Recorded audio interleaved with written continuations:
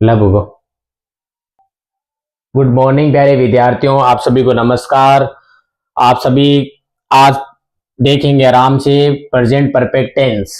और present perfect tense में हम आज आपको बताएंगे कि ये क्यों इतना इंपॉर्टेंट है और इसको थोड़ा सा डिफिकल्ट माना जाता है। वो क्यों? क्योंकि इसमें वर्ब की थर्ड फॉर्म यूज की जाती है। और थर्ड फॉर्म यानी कि ये मान लीजिए फर्स्ट है, ये सेकंड है और ये थर्ड है। अब इसमें मैंने लिखा है, मान के चलिए स्पीक है, स्पीक का अर्थ होता है बोलना। अब सेकेंड फॉर्म होती है स्पोक और थर्ड फॉर्म होती है स्पोकन। एग्जामिनर आपको एकदम इजी नहीं देगा, वो वैसी वर्ब देगा जो तीनों अलग अलग हो, डिफरेंट हो। तो आपको वर्ब याद करनी पड़ेगी।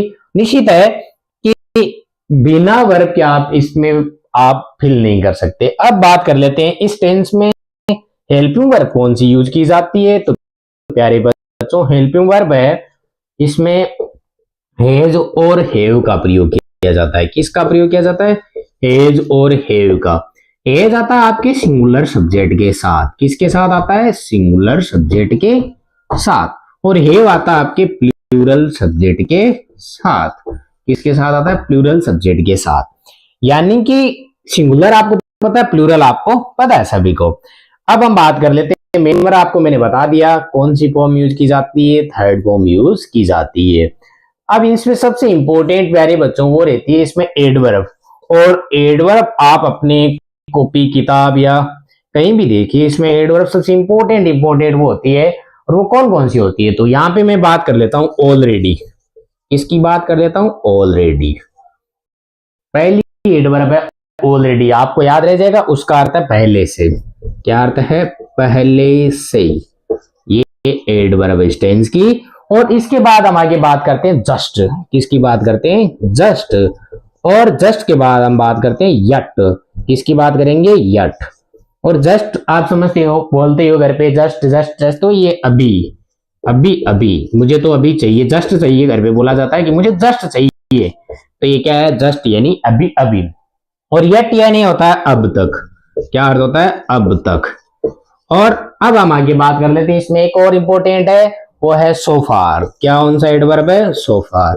और सोफार का अर्थ क्या होता है? अभी तक। क्या अर्थ होता है? अभी तक। ये चार एडवर्ब आप याद कीजिए, इंपॉर्टेंट है और इसको ही आप ज्यादा परीक्षा में यूज किया जाएगा। तो अब इसमें एक दो और है, तो उसको में हम बात कर लेते हैं। लेटली है, जैसे लेटली। और कौन सा है? लेटली के बाद में आता है आपके recently, of late, just now. ठीक है, सो फार बताया आपको। ऑफ लेट हो सकता है, रिसेंटली हो सकता है। तो हम क्या बात करेंगे? Of late. ये भी इसकी एडवर्ब है। तो इनमें ध्यान रखने की बात है कि अलग अलग एडवर्ब है, लेकिन इसका ये अर्थ तो नहीं कि आप याद नहीं करोगे। मैंने इंपॉर्टेंट इधर आपको लिख के दी है, और इसको ध्यान रखिए परीक्षा में जब आपको सेंटेंस के अंदर ये एडवर्ब दे रहा है, तो आप वर्ब की थर्ड फॉर्म और हेल्पिंग वर्ब है जेव का प्रयोग करेंगे।